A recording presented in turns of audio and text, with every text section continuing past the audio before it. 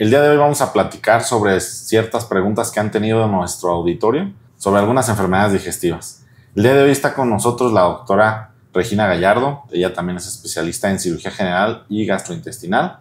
Y entre los dos vamos a estar discutiendo ciertos temas que son de su interés. Bienvenida, doctora. Gracias. Vamos a hacer algunas preguntas que nos han hecho los pacientes en las redes sociales y me gustaría tener su opinión y compartir la mía. Sí, claro. Sí, por aquí tenemos algunas de las preguntas más frecuentes que han estado haciendo los pacientes por redes sociales. La primera pregunta que nos hacen en redes sociales es: ¿cuál sería el problema de la tiroides en una cirugía de hernia yatal? Como tal, la tiroides dentro del sistema digestivo no tiene una implicación directa. Sin embargo, existen enfermedades de la tiroides como es el hipertiroidismo y el hipotiroidismo, que indirectamente el funcionamiento exagerado o el funcionamiento deficiente pueden alterar ciertos procesos del sistema digestivo. Como parte de, no afectan directamente en desarrollar la hernia, porque la hernia es un padecimiento que se obtiene de tiempo por tipo de alimentación, por hábitos abdominales o porque inclusive su genética los ha hecho que desarrollen un defecto en su abdomen. Entonces, directamente no tiene nada que ver. Pero si, por ejemplo, tenemos un paciente con una hernia yatal y aparte tiene algún trastorno hipertiroideo o hipotiroideo, que es de la función, no tanto de la estructura de la glándula, pues ese tiene que controlar ese trastorno para poder atenderse la hernia yatal. Otra de las preguntas que nos hacen y de las que más se han repetido es: doctor, tengo mal aliento, sin embargo, he revisado mi boca y no tengo ningún problema. ¿Qué podría estarlo causando? Ahí la mayoría de los pacientes obviamente se preocupan por qué les puede decir la persona que está enfrente. Sí es muy incómodo el hecho de tener mal aliento, ¿no?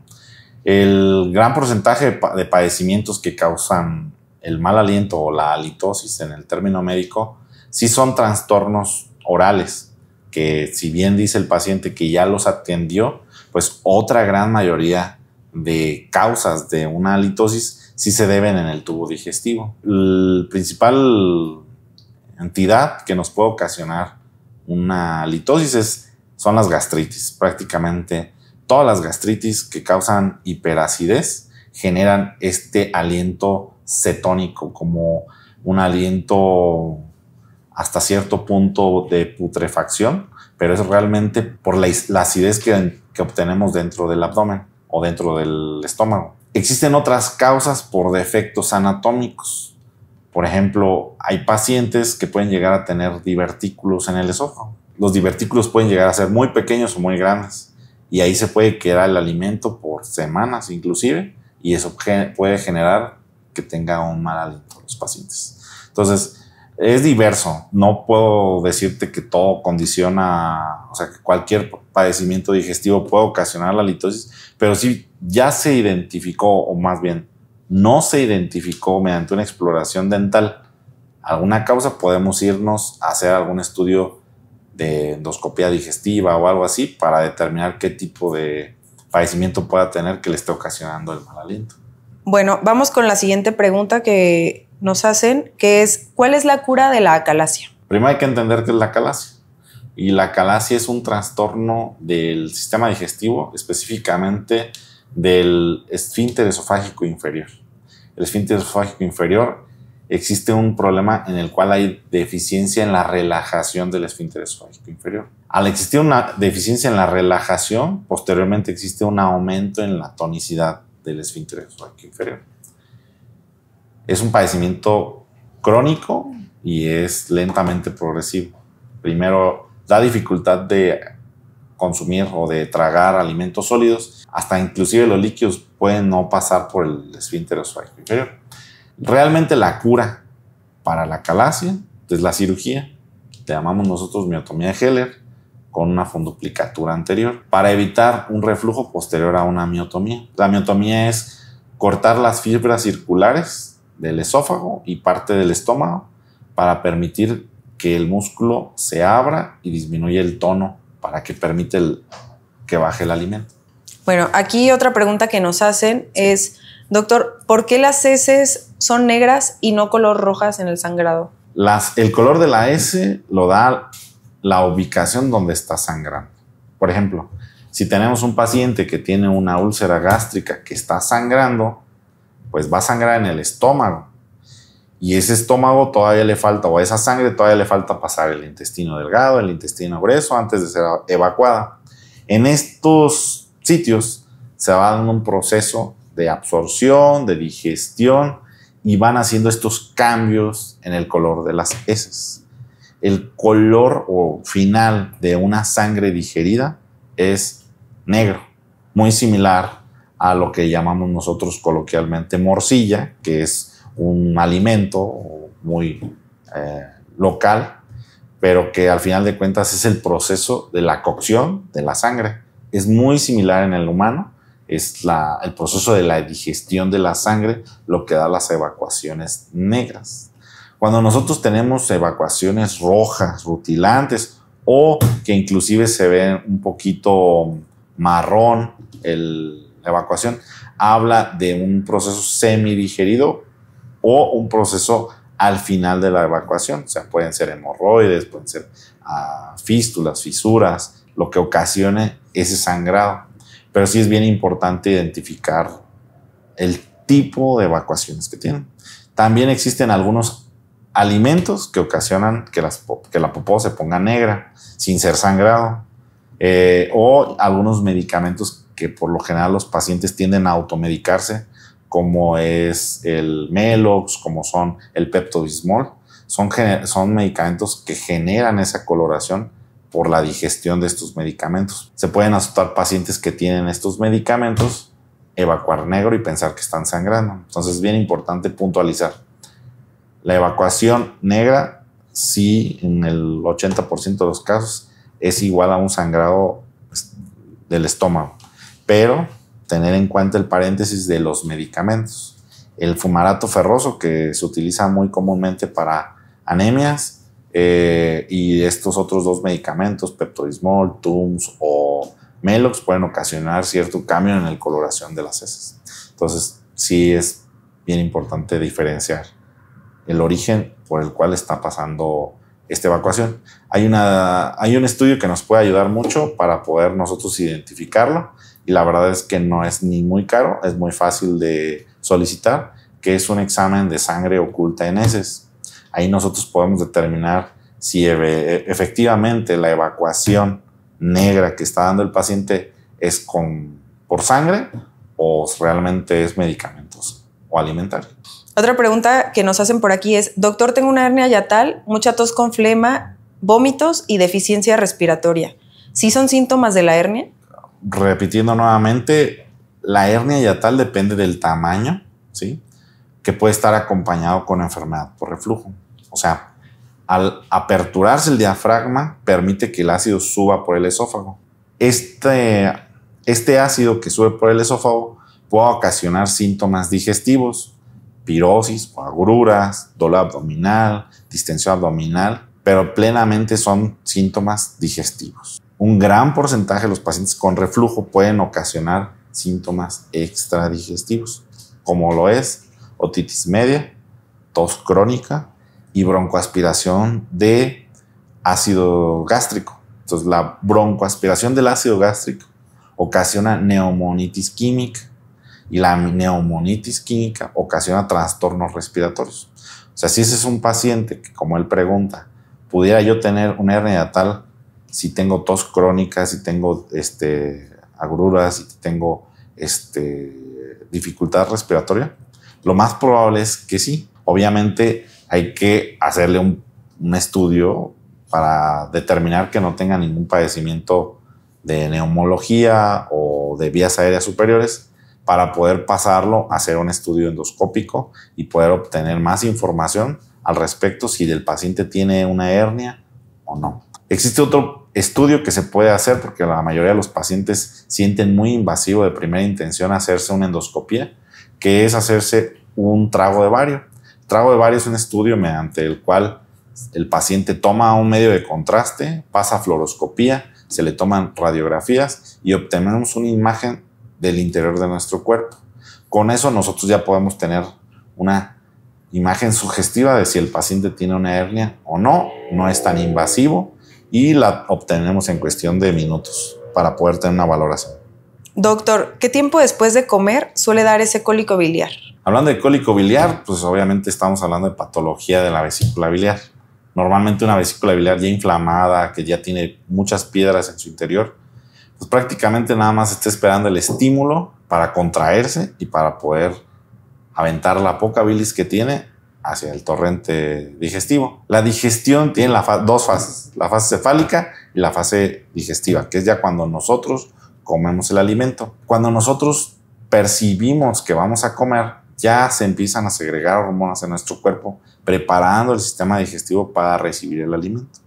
Pero una vez que esté en contacto el alimento en el estómago, se desencadenan una serie de enzimas que hacen que se estimule una hormona que se llama colecistoquinina. Y la colecistoquinina es entrando el alimento en el abdomen, en el estómago, se genera la contracción vesicular y puede ser que inclusive el paciente no ha terminado de comer y tenga el cólico vesicular. O puede pasar un periodo de 10 a 15 minutos después de comer una alimentación grasosa, copiosa, para generar este cólico. Pero por lo general es muy a detalle en la alimentación. O sea, no pasa 3 o 4 horas después de que comieron cuando da el cólico. Esto es durante la alimentación. El paciente tiene dolor, náuseas y el dolor se quita inclusive cuando el paciente vomita, como que descansa y mitiga un poco el dolor abdominal del cólico vesicular. Pero sí es bien enfocado al punto en el cual el alimento entra en el estómago. Vamos a tocar el tema de hernias inguinales, ¿no? O sea, realmente la hernia inguinal es muy común en nuestro medio, sobre todo si vas al gimnasio, ves personas que sufren de hernias durante un levantamiento de una pesa o que inclusive ya la tenían, no se cuidaron, hicieron un esfuerzo y generó una hernia. Yo creo que el problema principal de un paciente joven, porque la mayoría de las hernias ocurren en pacientes jóvenes, es que les da pendiente o miedo a atenderse porque van a dejar de trabajar cierto tiempo. O sea, realmente nosotros necesitamos trabajar para poder subsistir. Y muchos de los pacientes lo que no quieren es operarse porque van a dejar de trabajar, van a dejar de llevar un ingreso a su casa y pues sí les va a repercutir en el ámbito económico. Entonces, por ejemplo, tú donde trabajas, ¿hace cuánto tiempo operan este tipo de cirugía de manera abierta? ¿Qué es lo que has visto, por ejemplo, en el manejo de los pacientes con cirugía abierta, con cirugía laparoscópica? En tu experiencia, ¿tú cómo lo has visto que el paciente se desarrolle? Pues realmente yo creo que algo de toda la vida ha sido pues la cirugía abierta, que es la que todos conocemos, que es pues hacer una incisión y pues obviamente abordar todo directamente pues con las manos, ¿no? Pero ya de unos años para acá pues se ha venido realizando la cirugía laparoscópica. Creo que principalmente o la que probablemente ha sido más utilizada es la de hernia inguinal. La verdad es que pues hemos visto que tiene muy buenos resultados, sobre todo en la recuperación de los pacientes. Porque, pues sí, justo como usted comenta, muchas veces tienen ese miedo de operarse porque no, van a tardar en volver a sus actividades, pero realmente con la cirugía laparoscópica, pues ese retorno a las actividades es mucho más rápido, claro. Tienen menos dolor, tienen obviamente a lo mejor hasta menos miedo de regresar a hacer las cosas que hacían antes o a los pocos días de su cirugía. Y pues la verdad creo que eso representa pues una ventaja súper grande en la cirugía laparoscópica. Obviamente el dolor, que es mucho menor, y el tiempo para volver a las actividades. Y obviamente también el hecho de poder volver a hacer sus actividades, a lo mejor regresar al gimnasio, cosas que antes no hacían, por miedo a la hernia o por miedo a que se complicara la hernia. Y pues una vez reparada esa hernia, pues va a ser algo que van a poder hacer pues sin ningún problema, sin ningún temor. Sí, claro. Obviamente también hablar de las complicaciones que tiene el no atenderse una hernia. Por ejemplo, me ha tocado pacientes que prolongan su cirugía por mucho tiempo y después nos toca inclusive hacer resecciones intestinales. O sea, las hernias en general son peligrosas. A lo mejor al principio los pacientes ven como que no hay que hacer tanto, o sea, que es una bolita pequeña, pero cuando el paciente hace un esfuerzo que no debía, es donde entonces se entiende la gravedad de la situación, ¿no? Porque pues se pasa por un agujerito de 2 centímetros, un intestino de 8, 10 o 15 centímetros, es muy difícil que regrese otra vez al abdomen. Entonces, económicamente, que es lo que estamos platicando, que a los pacientes les puede pesar operarse, a la larga se puede hacer algo más catastrófico, ¿no? El advenimiento de la cirugía laparoscópica, la verdad es que hemos visto que sí ha mejorado bastante. Que el paciente se recupere y se vaya a sus actividades a los 8 o 15 días de operado. Entonces, sí, eso tiene mucha razón de la recuperación del paciente es fundamental, ¿no? Las cirugías abiertas son excelentes, todos nosotros hacemos cirugía abierta, pero sí hemos comparado tanto los pacientes que han sido sometidos a cirugía abierta, los que han sido sometidos a cirugía laparoscópica, sí hay una ventana muy grande, sobre todo en la recuperación y en que regresen a sus actividades. Entonces, sí, económicamente a lo mejor pesa más desembolsar para una cirugía laparoscópica, pero el paciente en 15 días va a reintegrar sus actividades. Entonces, eso también es bien importante comentar para que los pacientes vayan dándose o vayan indagando más sobre este tipo de padecimientos. ¿Qué opinas tú sobre la prevención de las hernias, sobre todo en pacientes que...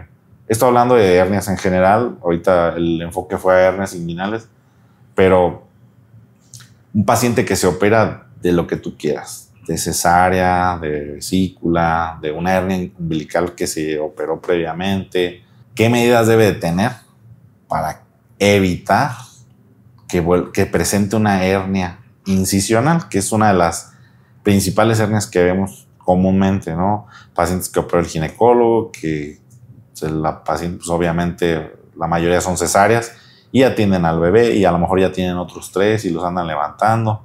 ¿Tú qué opinas en cuanto a la prevención? ¿Qué manera o qué tips puedes apoyar para que los pacientes puedan tomar en cuenta en la prevención de hernias, sobre todo si ya sufrieron una cirugía, que toda cirugía puede generar una hernia nueva? Sí, claro. Y creo que es algo que a lo mejor nos ha faltado platicar o a lo mejor explicarle a los pacientes que ese riesgo pues siempre existe.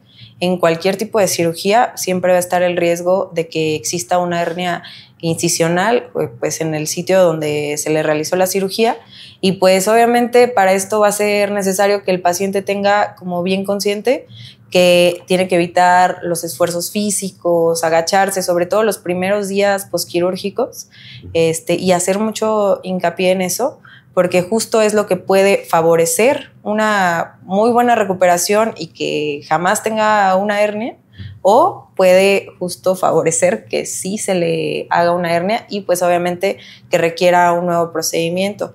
Otra cosa que creo que también es importante y creo que a lo mejor no se habla mucho es la nutrición. Claro.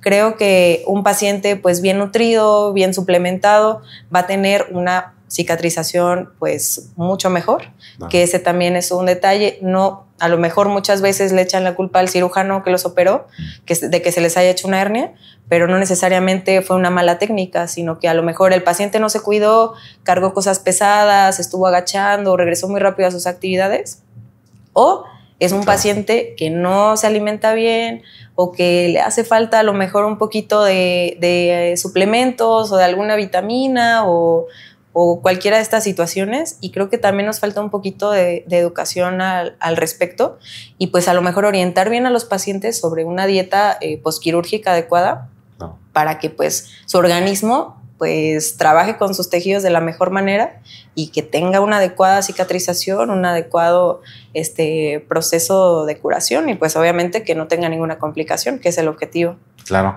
porque inclusive ahí tocando el tema de la nutrición es bien importante hacerlo hincapié. La mayoría de los pacientes y sobre todo los pacientes ginecológicos, las pacientes que son posoperadas de cesárea, son pacientes que van a nutrir a un bebé, ¿no? O sea, tienen que nutrirse para darle de comer a un bebé, pero tienen que nutrirse para ellas mismas. Muchas de las veces, la mayoría de las pacientes, y sobre todo en pueblos muy pequeños, tienden mucho a dar atoles, tienden mucho a dar sopas, tienden mucho a dar alimentos que no tienen nada de nutrición. La verdad es que son la mayor cantidad de pacientes que atendemos por hernias postincisionales. O sea, la verdad sí es muy impactante la nutrición sobre la formación de una hernia. Entonces, sí es muy bueno que el auditorio sepa qué tienen que hacer si reciben o si van a someterse a una cirugía, porque inclusive yo me imagino que esto lo tenemos que tomar en cuenta antes de la cirugía, durante la cirugía y después de la cirugía. Porque un paciente que entra a una cirugía y no está nutrido, y no nada más tiene que ver, obviamente, ahorita estamos tocando el tema de las hernias, pero por ejemplo, si es una cirugía más grande en la cual se tiene que hacer una resección intestinal, pues la cicatrización no va a ser la misma, ya que en la nutrición tenemos proteínas, minerales, vitaminas, generamos ácido fólico, vitamina B12, que esto todo nos engloba para tener una buena cantidad de sangre, para una buena cantidad de calcio, y todo engloba en la cicatrización. Entonces, si no tenemos una buena nutrición, no vamos a tener una buena cicatrización. Entonces, ahí también es bien importante saber que la gente conozca todo ese tipo de medidas que se tienen que tener antes, porque sí es bien común que si existe alguna complicación quirúrgica o postquirúrgica, se atribuya mucho a los médicos que no hicieron una buena cirugía o que no se hizo algo más minucioso, ¿no? O sea, yo creo que en un paciente que se opera, hablando de hernias o no, juega mucho el papel del paciente y obviamente el papel de su cirujano o del médico que lo atienda, pero yo creo que es una sinergia que o una interacción que debe haber entre paciente y médico, en el cual tienen que haber mucha comunicación y sobre todo acatar las indicaciones para que les vaya bien.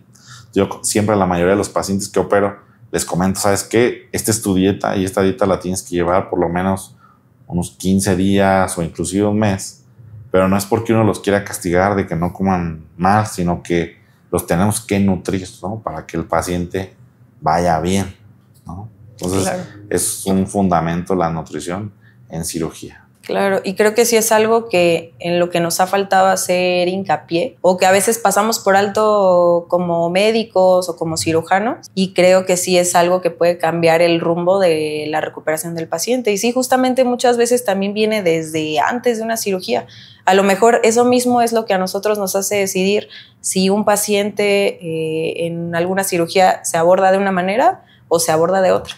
Claro. Y pues realmente tiene todo que ver con la nutrición y con el estado nutricional del paciente. Sí. Entonces, yo creo que inclusive sería bueno agarrar ese tema y tomarlo en cuenta también con una nutrióloga clínica para que nos hable un poquito más sobre la experiencia que ha tenido porque una cosa es la nutrición de un paciente que no tiene ninguna enfermedad.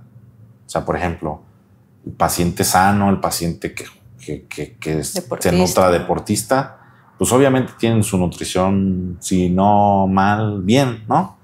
Pero existe el paciente diabético, el paciente nefrópata, el paciente cardiópata, el paciente hepatópata, que por su propio cuerpo no es nutrido. O sea, realmente él pudiera comer todo, pero la enfermedad que pueda llegar a tener no le puede generar la nutrición óptima para poderlo someter a una cirugía. Por ejemplo, tenemos muchos pacientes con hernias cirróticos. Entonces, esos pacientes que ya tienen cirrosis, que ya tienen un abdomen muy distendido, fugan proteínas y ellos necesitan una nutrición especial para poderse operar. Pues existen muchos panoramas, ¿no? Y ese tema yo creo que es bien importante extenderlo o exteriorizarlo para que también la gente lo escuche y lo vea, porque no nada más es ese tema del paciente sano que se quiere operar, pero también hay paciente enfermo que se quiere operar. Y ni se diga, por ejemplo, los pacientes bariátricos. De todos los pacientes que se operan de cirugías para la obesidad, pues aunque estén obesos, no están bien nutridos. O sea, el paciente obeso es un paciente desnutrido. Aunque las abuelitas de antes decían, pues el paciente gordito es el más feliz porque está bien nutrido, la verdad es que no. En la actualidad sabemos que el paciente obeso está inflamado constantemente, no tiene buena nutrición y tiene muchos déficits vitamínicos, nutricionales, psicológicos que le afectan en la cicatrización. Entonces, un paciente obeso que se va a operar aparentemente puede no tener ninguna enfermedad, no ser diabético, no ser hipertenso, solamente obesidad y síndrome metabólico. Pues eso es lo mismo, o sea, es una enfermedad bastante grande y que también es muy importante que un paciente obeso que tiene, por ejemplo, una hernia abdominal, pedirle que se nutra un poco más, pedirle que baje de peso, que acuda con su nutriólogo para que lo ponga un poquito en sintonía de bajar de peso, sobre todo para disminuir los riesgos que puede tener a un paciente obeso. Entonces es un sinnúmero de patologías que podemos abordar con solo el tema de la hernia, la cicatrización y la nutrición, que para el éxito de todos yo creo que debe de involucrar no nada más al cirujano como tú y yo, sino tenemos que tener un equipo multidisciplinario, un internista, un nutriólogo, un psicólogo inclusive, para que esto funcione. La mayoría de los pacientes nosotros los enviamos al nutriólogo, los enviamos al internista, y si alguno de ellos ve algo anormal, pues ponemos la cirugía hasta que se componga o hasta que se regularicen sus niveles de azúcar o lo que tengan pendientes, y nutrirlos previamente para su cirugía. Y con esto evitamos muchas complicaciones, porque inclusive el poner una malla, el inyectar Botox para alargar los músculos, pues son procedimientos invasivos que vamos a entrar al cuerpo del paciente antes de una cirugía, y esto puede generar infecciones, puede generar abscesos, puede generar todo esto si el paciente no está con sus niveles adecuados, ¿no? Entonces, el tema de la nutrición y cirugía yo creo que es de los más importantes en complementación con otros temas para prevenir, sobre todo el tema que estamos abordando ahorita, que son las hernias en general. O sea, hablando desde el punto de hernias. Y fíjate, se tocó de un punto de vista muy general y abordamos el tema de manera más global, ¿no? O sea, sí influye bastante la nutrición en el paciente quirúrgico. Claro.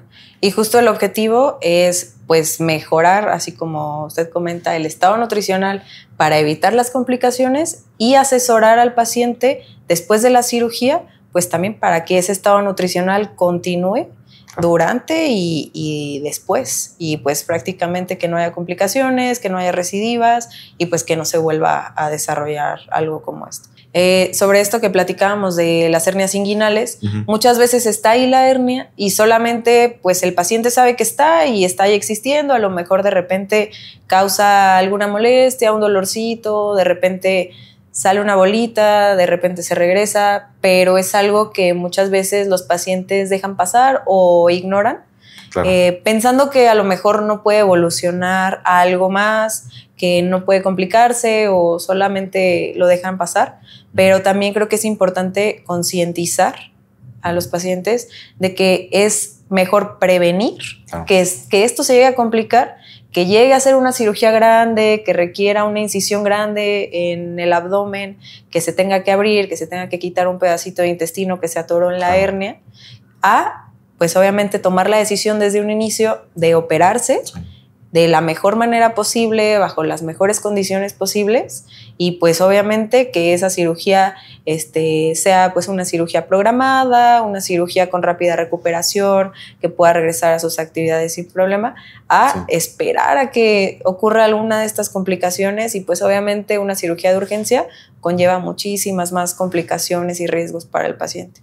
Sí, la verdad que es muy importante que una vez que noten algún abultamiento, alguna sensación extraña, sobre todo en la región inguinal, pues que se acerquen con un médico, de preferencia con un cirujano especialista en hernias. Muchas veces inclusive pueden hacerse ultrasonidos ellos solitos y pueden diagnosticar de más o inclusive diagnosticar de menos. Entonces, una buena exploración física nos puede dar el diagnóstico. O si no tenemos el diagnóstico como médicos y tenemos una duda, existen otros estudios diferentes que son las tomografías de abdomen con Valsalva, que son como se les pide a los pacientes que hagan esfuerzo, y es una tomografía dinámica para identificar los sitios exactos de salidas de abultamientos, porque también no todo lo que sale en las ingles es una hernia. O sea, muchos pacientes tienen crecimientos ganglionares por infecciones pélvicas o por infecciones abdominales, y eso genera un crecimiento ganglional. Entonces muchas de las veces ha tocado pacientes que ya vienen casi a que uno los opere de una hernia cuando es una cuestión que no es quirúrgica. Entonces sí es bien importante, si ya se sintieron algún abultamiento en la región, pues que acudan, lo revisamos y entonces así integramos el diagnóstico. Y en el caso de las hernias inguinales, porque también los pacientes pueden decir, bueno, doctor, yo tengo una hernia de 0.5 o 1 centímetro, o 2 centímetros, o 3 centímetros, o 4 centímetros. Todas las hernias inguinales se operan, independientemente del tamaño que tengan. Porque mientras más pequeño es el orificio inguinal aperturado, más riesgo tienen de un estrangulamiento de una víscera. Como lo dices, pues vamos a terminar quitando pedazos de intestino a pacientes que tienen una hernia muy pequeña. Entonces, sí es bien importante hacer el énfasis de que si se notan algún abultamiento, algún crecimiento, o que cuando pujan, ese comentario que hacíamos del gimnasio, es bien importante porque a veces cuando están levantando pesas hay una sensación extraña en las ingles y después notan un crecimiento, pues obviamente es una hernia. En el caso de las hernias inguinales están formadas por los anillos inguinales. Entonces, los anillos inguinales son aperturas naturales del cuerpo, pero en algunos pacientes se aperturan de más y ahí es por donde puede entrar una masa intestinal. Entonces, siempre que se detecten, pues es necesario, yo creo, hacer mucho hincapié en que se tienen que operar. No nada más es de operarlos por operar, sino también ofrecerles el mejor tratamiento. Yo creo que en la actualidad, como lo habíamos platicado hace rato, la cirugía laparoscópica es el tope de la atención quirúrgica en el paciente con hernia inguinal.